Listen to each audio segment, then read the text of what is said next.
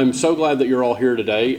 This is kicking off our inaugural Brown Bag Lecture, so we're very, very happy to have everybody here. I'm Dr. Warren Doctor, President and CEO of the East Tennessee Historical Society. Welcome to the building. Can I just see by show of hands who's a member of the East Tennessee Historical Society? So if you're not, you should join up. We have things by the door. It's only through our support and our membership that we're able to put on these programs, so I always like to encourage people to join if they can. Just a few announcements before I introduce our speaker. The first is to let you know some of the things that we have coming up. On April 11th, we have another genealogical workshop about using historical newspapers. And to go with that, the following day, also at noon, we have on April 12th, news stories that are no longer in the news. And our speakers will be Georgiana Vines and John North. Noah. What's his name? North. Yeah, John North. That's what I thought. And also just to mention, so I don't know if you're aware, this is Women's History Month. It's one of the reasons we have our distinguished speaker in today. But also, we have a new website, a new resource that I'd like to tell everyone about. We're launching, it's called Votes for Women Online. It's our online exhibit. Here's a sticker. We have these by the door. And it celebrates the story of Tennessee and the role of the 19th Amendment. You can go to our website, which is easttnhistory.org, and then find the link to the new online exhibit that looks at women's suffrage and the 19th Amendment. Or you can go to womansuffrage.easttnhistory.org, which is its separate website. So I'd like to encourage everyone to do that. And also, before I introduce our speaker, I would just like to be remiss if I did not thank our sponsors for this event, the Albers Family Foundation. We would like to thank them for helping put on the brown bag events, and they have been doing that for some time, and we're very happy that continues. Now, our speaker, and we're very, very, very happy to have her today, is Kami Ahrens, and she is from the Foxfire. She's the head of the Foxfire Museum. She joined there in 2017 and is responsible for curating its artifacts and coming up with its programs. Sorry, the text in my notes is very small. As well as managing the programs and etc. She hosts and also produces the podcast, which I'd like to encourage everyone to listen to. It's called It Still Lives. And she serves as the executive editor for the Foxfire magazine as well.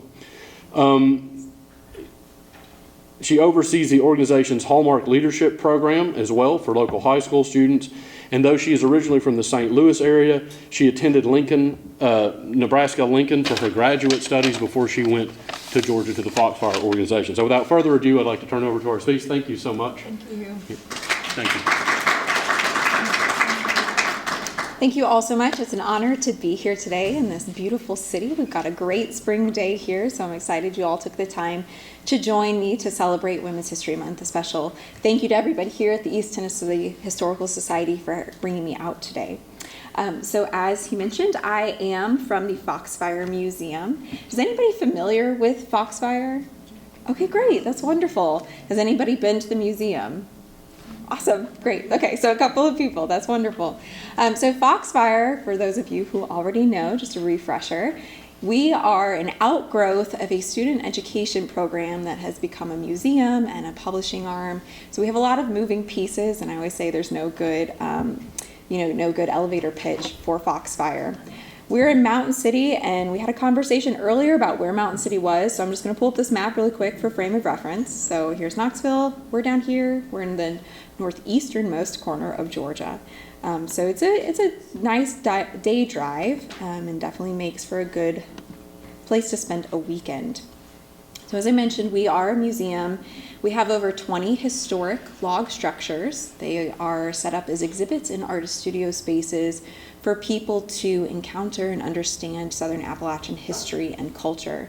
So we have different exhibits like this one pictured on woodworking. We do have a resident fiber artist and a resident weaver. They work together in a shared space to show visitors to the museum about how traditional crafts are continued into the present. And then we have lots of programming that goes alongside those elements of the museum.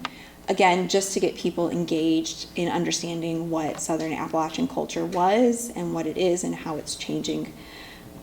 So it started way back, as I mentioned, as an educational program. And I'll kind of explain the journey to the museum and what we are today. So in 1966, a group of high school students at Raven Gap Nacoochee School were misbehaving in their English class. They were doing all the things kids are not supposed to do, like lighting your teacher's trash can on fire. And so he, in aggravation, turned back to the students and said, "What is going to help you learn? How can I get you interested?"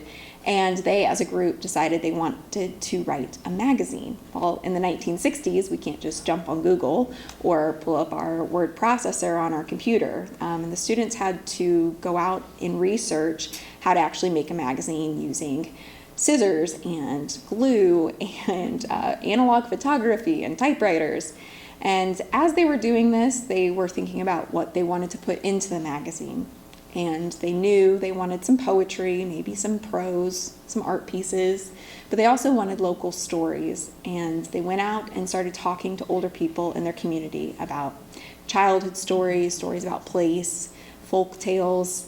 And these people they were talking to in the 1960s had been born in the 1870s, 1880s, and many of them were still living in a way that was reminiscent of an earlier century. So many of them were still living in the log homes that their great-great-grandparents had built. Most of them still raised all of their food. Very few of them had running water or electricity. Most of them still cooked over wood stoves. And they were carrying on these traditional crafts that were quickly dying out as this population aged out.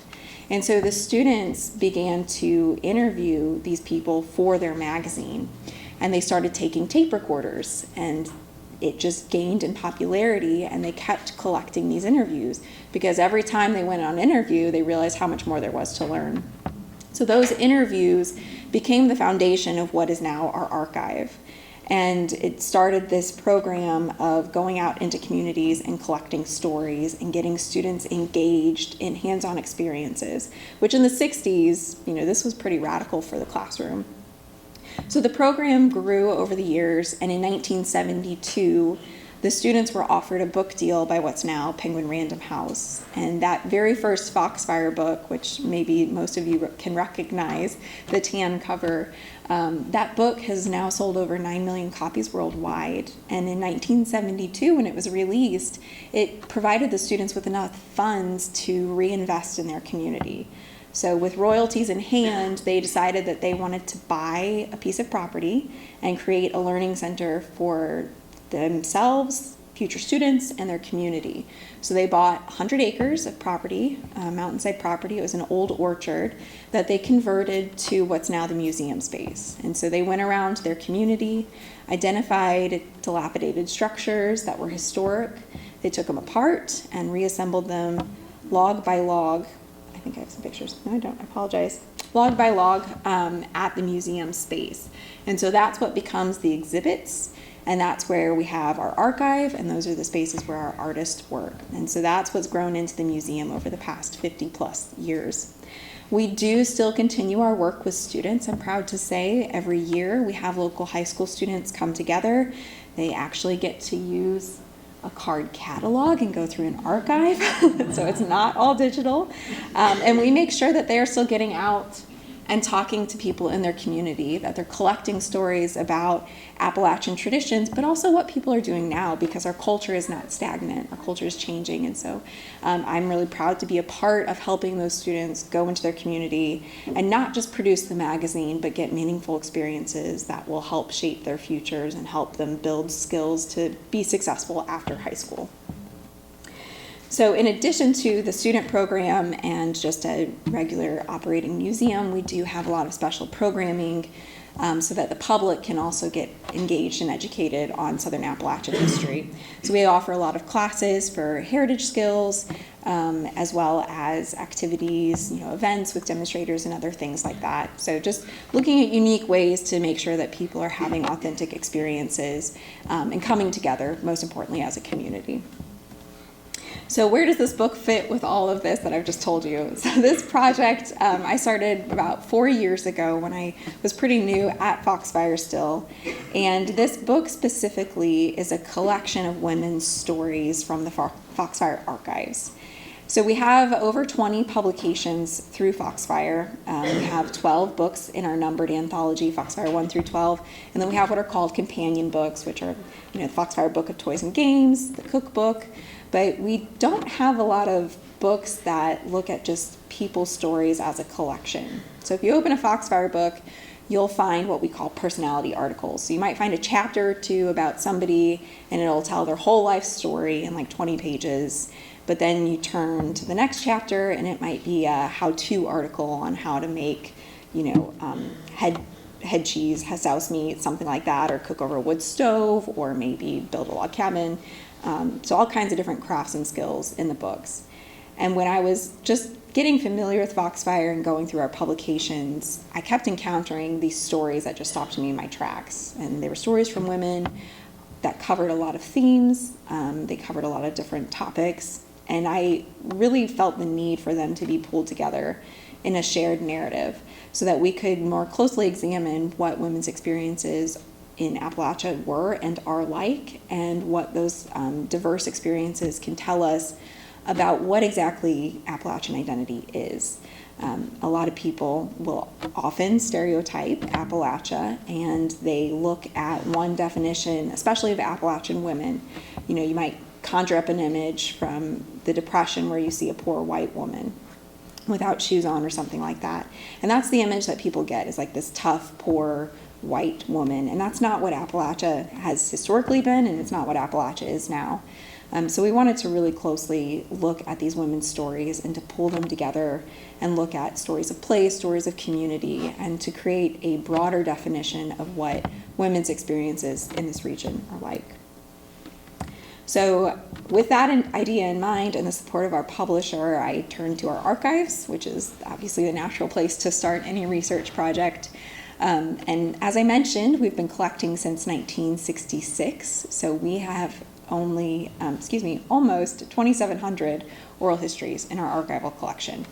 So we have a lot, and that's not necessarily 2,700 individuals. A lot of people were revisited multiple times for interviews, but that's a lot of content to still go through. And so I wanted to look at women throughout the decades and try to arrange the book based on date of interview. So maybe pull some people from the 60s, some people from the 70s, 80s, 90s, 2000s, 2010s, and 2020s. And so looking at long range change over time. And then also to cover diverse experiences, a diversity of topics, make sure that every person who was represented in the book was bringing something different to the table. So it was a big challenge just to narrow it down. I think I started with a list of like 50 or 60, and I had to get it down to 20. And I actually ended up with 21 because I couldn't make a decision. So I'm just going to highlight a few of the women that are in the book, and I want to make sure that we have time for questions and discussion at the end. So if there's anything that you see up here on the screen that you want to chat about, just let me know. I'll let y'all read some of these quotes on your own, but then I'll talk a little bit about the women that are featured. So the very first woman that I could find that had a recorded interview in the Foxfire archives was Margaret Burrell Norton. And Margaret is probably the closest to what you might think of as a typical mountain woman. So it was an interesting starting point to start with what people know about Appalachia and then to take it from there. So Margaret was really involved with Foxfire when they first started. She did share a lot of her information through interviews, but she also was directly involved in the magazine production, which is what makes Margaret a little bit more special in the early years. She actually ran a recipe column in the Foxfire magazine for a couple of years, and so she herself was also going out to her community and collecting things from her community. But Margaret is deeply connected to the land, and so she immediately sets us up to learn about the landscape. She lived in a region called Betty's Creek. A lot of the areas in Raven County are identified by their smaller communities, and most of those are based on the water system that they're next to. So you'll hear Kelly's Creek, Betty's Creek, War Woman is named after a creek. So Margaret lived on one part of Betty's Creek, and when she married, she moved up the road to another part of Betty's Creek. And that's where she lived her whole life. And she talks a lot in the 60s about how sad she is to see people selling off the land. And so the 60s are really when Raven County starts to boom in terms of development. Without going into too much background, we are right along the 441 corridor, which is a straight shot from Atlanta to the mountains. And in the 30s and 40s, a lot of regions of the mountains were turned into lakes for power to power Atlanta.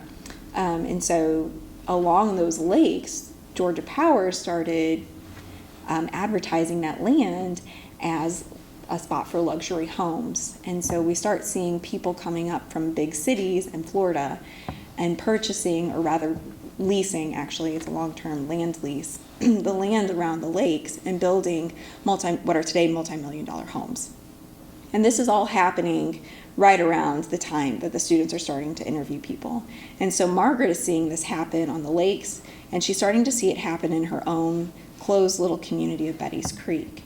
And so she's commenting on this progress and this development, and she talks about the value of land to her and to her people and her family. And she couldn't understand why somebody would want money. I mean, she just couldn't understand why you would want money, because she thought if you had land, you didn't need anything else, because you could provide for yourself and your family off of the land. But then you also had something to give to your children. You also had a legacy to pass on. And so her chapter really talks about the value of the landscape. She also talks a lot about folk culture, and one of the things that she was visited for by the students was planting by the signs.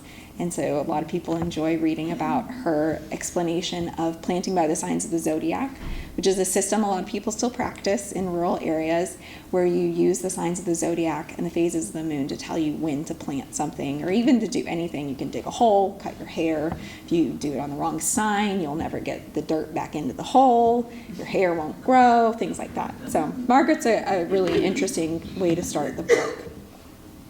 So then in a couple of chapters, as I mentioned, I tried to disperse them over decades. We encounter the story of Carrie Stewart. And I just have to ask, how old do you think this woman is? 70? Y'all thinking like 70-ish, maybe 80? She's 98. And during her second interview, I think she was about 103. So she lived a very long, very fruitful life. And I, doing this project, I have the privilege of being able to listen to the audio of these people, and that makes for just such a different experience in researching, to be able to feel like I'm sitting there because I get to listen to them. Now, Carrie, I will mention, she is featured in our podcast. It's a few seasons back, but if you go to our website and search for her name, you'll come across some audio from her, and I definitely recommend listening to her because she is sharp and witty and just enjoyable to listen to. But Carrie provides a very different experience than Margaret. They share a lot of similarities in terms of how they lived and how they grew up, but Carrie is the direct descendant of people who were enslaved in Franklin, North Carolina, which is about 30 minutes north of where Margaret would have lived. And so Carrie shares stories that were told to her by her grandparents and her parents about them being sold and about them working in slavery. Now, when people think about slavery in the South, they immediately tend to think of plantation slavery. And when you tell people that there was slavery in the mountains, they're usually like, that is not true. That didn't happen, but it did. It was very present in the mountains. It just took on a different shape because we're not by the coast, so we don't have large numbers of enslaved peoples coming in here. And we don't have huge farms, so a lot of people don't need a lot of hands. Most people would have maybe had a few people enslaved, unfortunately. But it did still happen, and so it's important for us to hear about these experiences, even if they are coming from generations down the road. But those oral histories within those own families are incredibly valuable, and it's an honor that they were passed on to Foxfire students so that we can share those stories and know more about the lives of those people who lived in the mountains. But Carrie herself, her own lived experience is so incredible. She, as you can maybe see in this quote, she thought she never worked. She claims to have never worked a day in her life. She raised 10 children, which in and of itself is an incredible amount of work, but she was also a midwife, and she was a midwife for decades, and she worked very hard in her classes to get her license, and she would go out any time of day, any time of night to deliver children from all families, not just in the Black community. And midwives played a really important role in mountain communities because medical care was and is still so hard to come by. And so it was important to have women in your community that you could call upon for help and create that support network so that you can assist each other in times of need. And so her story is really remarkable for many reasons, but I love this perspective that she provides on work, how she thought of herself, and yet we can look at this and say, no, this is a way that women do work, right? And so I just love her story. Nola Campbell was interviewed in the 1980s, and Nola Campbell actually grew up in the Piedmont region of South Carolina, so still in the Appalachia area. And Nola is very interesting because she is a Catawba Indian. We do have Cherokee women featured in this book, and a little bit more is known about the Cherokee, but most people aren't as familiar with the Catawba because they are so small. And the Catawba actually were able to stay in South Carolina during the Indian Removal Act because they had an agreement with the state of South Carolina where they had essentially purchased land that they could remain on. So a lot of the Catawba weren't removed, but their numbers, their tribal enrollment dwindled so much during that time that actually many of them went and stayed with Cherokee. And so Nola, as a potter, shows us how many of her techniques and her pottery forms kind of overlap with Cherokee and other indigenous peoples. But she talks mostly about her experience growing up in the 30s, 40s, and 50s in South Carolina as a Native woman, as a Native child, how her family was treated because her father died when she was a young child, and how her family had to cope without having that man there to help them earn an income. So she actually had to leave school, and her family had to leave the reservation to go and work so that they could support themselves as sharecroppers. So providing a different, perspective on sharecropping, a different perspective on growing up in an Appalachian region as a child. And so she has just a really interesting story, and she's very vocal about different things, and you could just tell that she was a spitfire as a child. She has a few stories about getting into some trouble with her siblings. So there's a lot of humor in the stories that come out as you read through some of these more difficult passages about their experiences, and it's a really beautiful testament, I think, to the women's resilience, and something that they share in common is their ability to overcome these difficulties and to work their way through it. We have a few stories from immigrant women in our book as well, and one of them comes from Angelina Davis. And I put Angelina in the book because, again, when people stereotype Appalachia, they tend to think white, but they only tend to think of Scots-Irish descendants.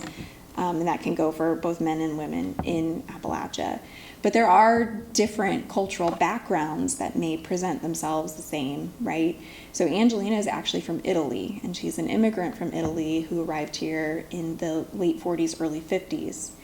And her opinion and perspective of a small rural Georgia town at this time is just amazing. It's really interesting to read about because she grew up in Milan, which is a very large, very Catholic Italian city, very urban. And she meets her husband during World War II. They worked together, and she comes over basically as a war bride. And she arrives in Atlanta, and the first thing she noticed was the color of the clay, and she just couldn't get over the red dirt. And then they take this train, and then they take a car, and slowly, the roads get bumpier and bumpier until she arrives in Clayton, Georgia, which is in Rabun County. And she talks about how small everything was, and she's like, he told me it was a small town, but this is nothing. I mean, this is just nothing. There's nothing here. And she just kept waiting to see it, and it was just, there was nothing. She was just shocked. But I love the way she talks about her interactions with the people. And so she always says that everybody was so nice and so sweet. but she couldn't get over the food. I mean, every day, every place they went, it was fried chicken, gravy, mashed potatoes. And she says they just kept going to house after house to meet people, and that's all anybody was serving. And she like broke down, because she can't speak English. And so she talks to her husband, and he's saying, they're doing this special, like this is a special meal. And once she was able to make that connection, she was able to accept eating that much fried chicken a little bit better. But I love this story about the corn, because we take corn for granted and don't think about, well, these are some very significant cultural differences that, in Italy, it's animal feed. But she ended up playing a really pivotal role in getting a Catholic church established in our community by connecting with other immigrants to the area. There was a French woman who was the only other Catholic she knew of in the region. And today, the Catholic Church in town is still a legacy to the work that she did in her community. So this is also an important part of Foxfire, looking at the people who are helping shape what Appalachian culture is today. And so we have another immigrant story that talks a little bit about that as well. And in 2003, Foxfire students were fortunate enough to visit with Amanda Swimmer.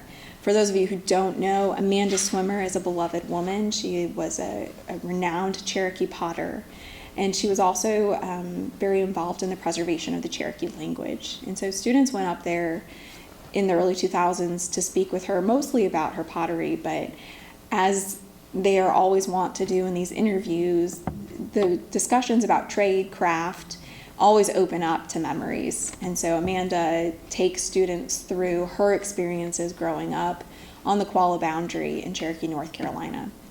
And Amanda's story opens us up to what life was like on Qualla before the park was established and after the park was established. And the creation of the Smokies, in some ways it just took land away from Native people and from settlers in the region, because it restricted access to the resources that they were used to having from the park.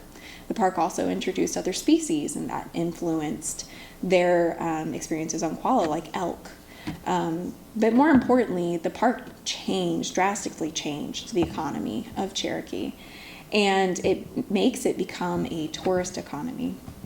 And what that tourist economy does is it shapes how people express and identify their Native culture.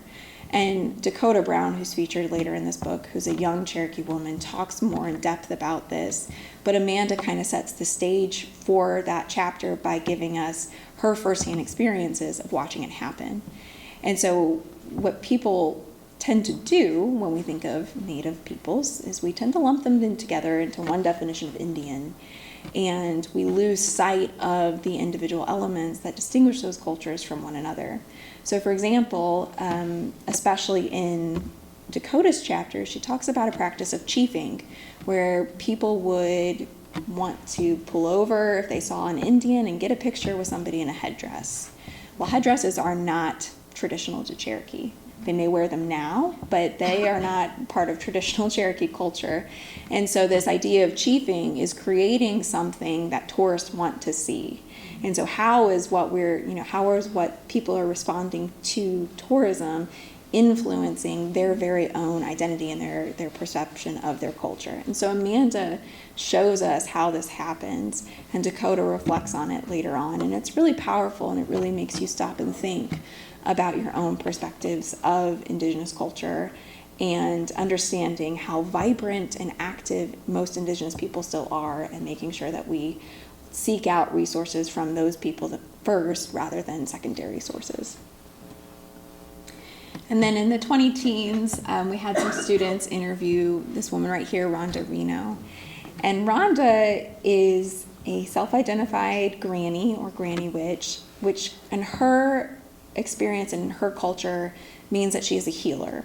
And so Rhonda really speaks to stereotyping so much in her chapter, and how her own experience as a child growing up in the mountains with a grandmother and two strong aunts who were local healers, local midwives, even in the 60s, how that shaped her identity today, and how she tries to reclaim stereotypes and to re-educate people about what those terms actually mean and how she expresses them. She's also just a wonderful storyteller, and she weaves, again, like most of the women, hardship and humor together into a really powerful narrative. So this is just a collage of all of the women that are featured in the book. Again, they all have remarkable stories and each bring something to the table. And the book ends with a story from Kay Carver. They're actually out of order, apologize. But Kay really pulls it together well in talking about stereotypes. And I'm just going to read a quick excerpt from the end of her chapter. But Kay grew up with Foxfire because her father was interviewed when she was a child. He was a renowned moonshiner in Raven County. And then as a teenager, she participated in Foxfire. And then as an adult, she worked for Foxfire. And now she's served in different capacities on both our national board, our community board, and is now an advisory board member. So Kay was the perfect place to end the chapter because she grew up in a way that's very reminiscent of the earlier stories in the book, but she can see long-term not just the impact of Foxfire, but what Appalachia means to her and to her community. So I'm just going to read this little excerpt from her chapter about stereotypes. So she says, I think you can stereotype any group of people if you choose to. I think it's a matter of choosing to meet people where they are and discovering who they are, not stereotyping. I think our identity is being swallowed up in the global world. I think very few people have that kind of identity anymore because we're such a global society. People don't tell me I sound like I've lived here all my life. I tell them, well, I've lived with a Yankee for 30-something years.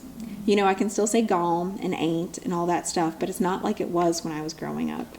We were very isolated. But there's no place like these mountains. I can be having an absolutely horrible day and just go sit down and look at the mountains and peace comes over me. My favorite thing is when I leave here, which I don't like to do, I come back and I top that hill in Hollywood, Georgia, and you see those mountains up in front of you. My whole body just relaxes. It just brings me such a sense of peace being here. It's a part of who I am. I think it's a combination of the sense of belonging to the community, of belonging to the land, of belonging to this place and time. And I think that's a sentiment that all of the women share. It was a hard task to put such different stories together because they all bring such diverse experiences, but in the end, they all relate to the landscape in a very similar way. They all speak about the landscape in kinship terms. They speak of it as they would of another person and the peace and security that this place specifically offers them. And that narrative becomes very apparent as you read through the book and pulls all of these, again, different narratives together. And if you're interested in learning more about Foxfire, we do have ways for you to come and experience the mountains and to engage in place and to experience these stories and to share your own. I omitted it from here on accident, but we do have a oral history project that we're running in conjunction with the book that you can visit on our website, which is www.foxfire.org. On the top, it says share your story, and we are looking for stories about women from women in Appalachia. And it's a crowdsourced oral history project, so you are welcome to record on your own. You don't have to be a woman to submit. And we're just looking to help people get engaged in having conversations in their community, because it's when we come together and share our stories and listen that we can really start building back stronger communities. So I highly recommend checking out our website. We've got a lot of great resources there as well. There's also opportunities for you to listen to some of these women. Our podcast is available on our website. Like I said, you can just search for some of the names or scroll through our podcast episodes. And we are very active on social media, if any of you are social mediators, and share a lot of images and little snippets of stories through social media as well. And if you guys ever have any questions, I'm happy to be available to you, and my email is up on the screen for you to reach out. But now I would love to turn it over to y'all and answer any questions or open it up for discussion. Yes, ma'am. If they started in 1966 with the kids that were having some issues, Yeah. how many of them are still around and participating? I don't know the exact number, but we do have a lot of students who are still involved. So maybe not necessarily from that first class, but from several of the early classes, they're still either involved like virtually, or we have one person in particular who is actually a demonstrator at the museum. So he still comes up once a week. So it just depends, but most of them are still in the area. The whole Carver family, so Kay Carver Collins, who I mentioned, her dad was a moonshiner. She has 9 or 10 siblings, and the ones that are still alive are always still at Foxfire. So we do have a lot of good involvement from former students. How fast is this way of life dwindling? Are the students having difficulties finding people to interview now? Yeah, it's a hard question to answer because, in many ways it's already gone. The people who are living like that in an authentic way. But there are people who want to start living that way again. And so there are people who are coming back, who are trying to learn those skills or to blend them into, a modern life. Because in many ways, like our society doesn't really allow for us to necessarily live in that much of a sustainable fashion anymore.